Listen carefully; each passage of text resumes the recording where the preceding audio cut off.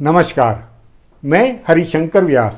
सप्ताह की गपशप के दूसरे पार्ट में राहुल गांधी के सावरकर बयान से सन 2024 के चुनाव के अहम राज्य महाराष्ट्र पर उसके असर की जांच है। तभी इस गपशप का शीर्षक है, राहुल ने गंवाई 48 सीटें। हाँ, राहुल गांधी ने एक झटके में महाराष्ट्र की 48 लोकसभा सीटें नरेंद्र मोदी की गोदी में डाल दी है। ध्यान रहे, सन 2019 में कांग्रेस को इस प्रदेश में सिर्फ एक सीट मिली थी। अब 3 दिनों में 2 बार सावरकर पर बोलकर राहुल गांधी ने शिवसेना और एनसीपी दोनों को बिदगा डाला है।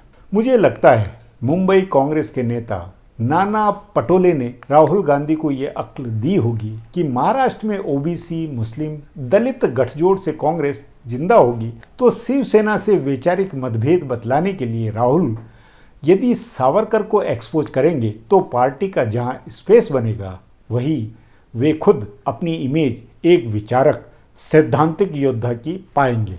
लेकिन कल्पना करें कि शिवसेना बिदक कर भाजपा से जुड़ी या शिवसेना एनसीपी दोनों मिलकर कांग्रेस को अकेले छोड़ दे, तो 2024 के चुनाव में महाराष्ट्र में कांग्रेस की क्या वही स्थिति नहीं होगी जो दिल्ली, यूपी, बिहार या बंगाल में हो गई है? संदेह नहीं है, जैसे बाकी नेताओं के साथ होता है वैसा राहुल गांधी के साथ भी हो रहा है। यात्रा की भीड़ से राहुल गांधी भी अपने को जनप्रिय, महान और बहुत विचारवान नेता समझने लगे। जनता की तकलीफ, सीबीआई, ईडी जैसी एजेंसियों, नफरत आदि के मकसदों को छोड़कर अपनी खास अलग इमेज में उन्होंने अपने को कांग्रेस का राज ऋषि बनाने के ख्याल में बांध लिया है। ये ख्याल बना लिया है, शायद तभी वे भटक रहे हैं। मतलब मोदी व संघ परिवार के गुरु सावरकर को एक्सपोज करो तो अपने आप गांधी नेहरू की विचारधारा देश में वापस खिलेगी और कांग्रेस के सुनहरे दिन लौटेंगे और राहुल गांधी विचारवान नेता कहलाएंगे। इस तरह की नेताओं में गलतफहमियां आमतौर पर हुआ करती। चंद्रशेखर भी अपनी यात्रा से ऐसी ही गलतफहमी बना बैठे थे। मैंने तब उनके हवाई ख्यालों पर भी लिखा था। तमाम हल्ले, भारत यात्रा केंद्रों, चिरकुटों की बड़ी बड़ी बातों के अंत में तब मेरा ही लब्बो-लबाब मतलब चिरकुट यात्रा का सत्य सही साबित हुआ था। उस यात्रा से कुछ नहीं बना। लोगों की भीड़ और भक्ति अच्छे समझदार नेताओं में मुगालता बनवा देती है, और यह भारत की राजनीति आज़ाद भारत के बाद कई नेताओं की राजनीति से साबित है। ऐसा वीपी सिंह, चंद्रशेखर, लालू यादव से लेकर अटल बिहारी वाजपेयी से लेकर अब नरेंद्र मोदी के साथ भी होता हुआ है। तो भला राहुल गांधी के साथ ऐसा कैसे न हो? कैसे ये संभव नहीं है? बुनियादी बात है, महाराष्ट्र, गुजरात में उनकी यात्रा से कांग्रेस को अब बहुत नुकसान होना है। राहुल गांधी को जो भी समझा रहा है, उन्हें ज्ञान दे रहा है, वे एक ही बात करता होगा कि कैसे अच्छे वे पुराने दिन लौटे। इसमें अकेला सूत्र है कि गांधी और नेहरू के समय में हिंदू जैसे सोचते थे वैसे ही वापस सोचने लगे। मतलब हिंदू राजनीति खत्म हो और सेकुलर पुरानी राजनीति लौटे। सोचे, ऐसा मोदी व शाह और आरएसएस तथा उसके भारी संसाधनों, नेटवर्क, उनके भारी भक्तों के रहते हुए क्या संभव है? कतई नहीं। अपना मानना है कि वह हिंदू सोच चुनाव में तब थोड़ी बहुत कम हो सकती है जब अरविंद केजरीवाल वाली राजनीति हो। मतलब महंगाई, बेरोजगारी, बदहाली तथा रेवड़ियों के फार्मूले पर जनता को रिझाया जाए, उसमें अपना विकल्प बैठाया जाए, तो मोदी के भक्त वोट का विकल्प देखते हुए होंगे। नहीं तो उनके लिए और सबके लिए उत्तर भारत में भाजपा ही अच्छी, वही सुरक्षा की गारंटी। इस सच्चाई को, इस आम सोच को केजरीवाल ने न केवल समझा है बल्कि शातिरता से अपना हिंदू विकल्प, अपना हिंदू कार्ड बना डाला है। केजरीवाल ने भी शुरुआत में विचारधारा, वैचारिकता, धर्मनिरपेक्षता में बहुत पैतरे चले थे, लेकिन अंत में उन्होंने जान लिया कि हिंदू बनकर राजनीति करेंगे, अपना विकल्प पेश करेंगे तो गुजरात की प्रयोगशाला तक में उनका हल्ला बन जाएगा। तभी हैरानी की बात है कि हिंदू राजनीति के इस नए केजरीवाल के प्रमाण के बावजूद, उनकी राजनीति की हवा के बावजूद राहुल गांधी और उनके सलाहकार पुरानी गांधी नेहरू की राजनीति लौटा लाने की गलतफहमी में फंसे हुए हैं, या फिर ओबीसी, दलित, मुस्लिम वोटों के फार्मूले वे सोचते हुए क्या सन 2024 का लोकसभा चुनाव कांग्रेस ऐसे फार्मूलों पर लड़ेगी? क्या वह सावरकर को मुद्दा बनाकर भाजपा को, नरेंद्र मोदी को चुनाव हरवा सकेगी? अब मेरी गपशप का दूसरा शीर्षक है, महाराष्ट्र में क्या चाहते हैं राहुल गांधी? सचमुच राहुल गांधी क्या महाराष्ट्र में कांग्रेस का तालमेल खत्म करने और अकेले चुनाव लड़ना चाहते हैं? क्या कांग्रेस पार्टी के नेताओं को लग रहा है कि भारत जोड़ो यात्रा से ऐसा माहौल और ऐसी स्थितियां बन गई है कि कांग्रेस अकेले चुनाव लड़कर जीत सकती है? क्या कांग्रेस के प्रदेश अध्यक्ष नाना पटोले ने राहुल गांधी और कांग्रेस नेतृत्व को समझाया है कि पार्टी अल्पसंख्यक और ओबीसी के दम पर अकेले बड़ी ताकत प्रदेश में बन जाएगी? क्या राहुल गांधी ने संकल्प किया हुआ है कि जो भी सहयोगी होगा उसको अपमानित करेंगे, उसकी संवेदनशीलता का ध्यान नहीं रखेंगे?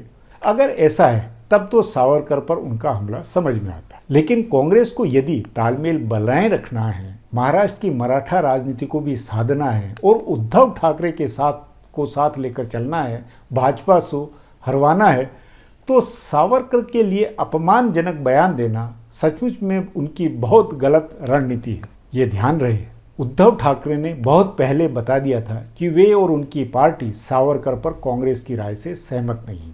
महाराष्ट्र में शिवसेना, कांग्रेस और एनसीपी की साझा सरकार बनने के 2-3 महीने के बाद 2020 के शुरू में उद्धव ठाकरे जब दिल्ली आए थे और सोनिया गांधी से मिले थे, तब उन्होंने दो टूक अंदाज में कह दिया था कि तालमेल रहे या नहीं रहे, यदि सावरकर पर अपमानजनक बयान दिया जाता है तो उनकी पार्टी उसे बर्दाश्त नहीं करेगी। उन्होंने कहा था कि सावरकर का मामला उनके लिए और हर मराठी मानुस के लिए बहुत संवेदनशील है।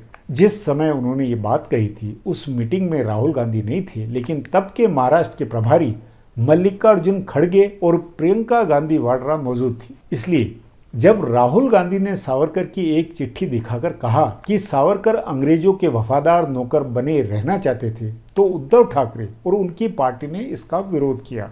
3 दिन के भीतर राहुल गांधी ने दूसरी बार सावरकर के लिए अपमानजनक बात कही है। पहले उन्होंने बिरसा मुंडा की जयंती के मौके पर एक कार्यक्रम में वासिम में उन पर टिप्पणी की। फिर अकोला में प्रेस कॉन्फ्रेंस करके उन्होंने सावरकर की चिट्ठी दिखाई। उन्होंने चिट्ठी ऐसे दिखाई जैसे वह बहुत बड़ा खुलासा कर रहे हो, जैसे वह चिट्ठी पहले किसी ने नहीं देखी हो और जैसे उस चिट्ठी के सामने आने से देश में भूचाल आ जाएगा, जबकि वह सब पुरानी बातें हैं। इस सब पर बहुत कुछ लिखा जा चुका है और ऐतिहासिक तथ्य भी है।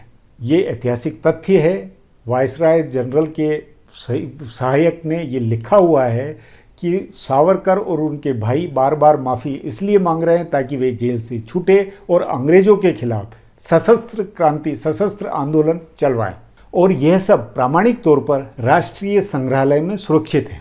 बहरहाल सोचे, महाराष्ट्र एकमात्र राज्य है जहां सावरकर का कोई मतलब है और वहीं पर राहुल गांधी सावरकर का अपमान कर रहे हैं। ध्यान रहे, महाराष्ट्र से बाहर देश के किसी भी हिस्से में सावरकर से राजनीति प्रभावित नहीं है। किसी भी प्रदेश की आम जनता को उनसे कोई मतलब नहीं है। उन्होंने 100 साल पहले क्या किया इस नाम पर कहीं भी वोट नहीं पड़ता है। खुद भारतीय जनता पार्टी कभी सावरकर के नाम की राजनीति नहीं करती। महाराष्ट्र के बाहर कहीं भी वोट के लिए भाजपा के नेता उनका नाम नहीं लेते।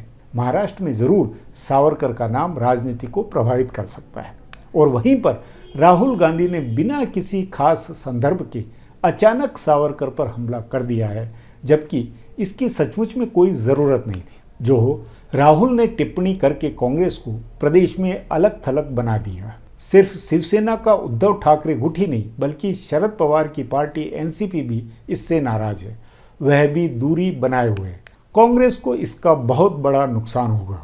अगर इसी तरह की बयानबाजी होती रही तो महाराष्ट्र की दोनों प्रादेशिक पार्टियां कांग्रेस का साथ छोड़ देगी। पता नहीं कांग्रेस के नेता इस बात को समझ रहे हैं या नहीं, लेकिन महाराष्ट्र विकास या महाविकास आघाड़ी टूटा तो सबसे बड़ा फायदा बीजेपी को होगा। वह न सिर्फ अपनी सीटें बचाए रख पाएगी बल्कि उसे और बढ़ा लेगी। तभी सवाल है कि कांग्रेस के लिए क्या महत्वपूर्ण है, सावरकर को अंग्रेजों का सहयोगी बताकर अपना राजनीतिक नुकसान करना, भाजपा को लाभ पहुंचाना, या बिना मतलब की इस बात पर चुप रहकर गठबंधन अलायंस बनाए रखना और भाजपा को रोकना?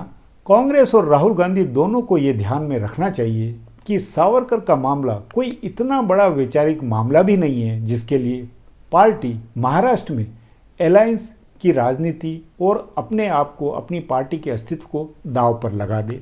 बस अब बहुत गपशप का 19 नवंबर 2022 का एपिसोड मैं यहीं समाप्त करता हूं, लेकिन इस अनुरोध के साथ कि राहुल गांधी की भारत यात्रा में कांग्रेस की राजनीति और उसके भविष्य पर सचमुच में सोचें। धन्यवाद।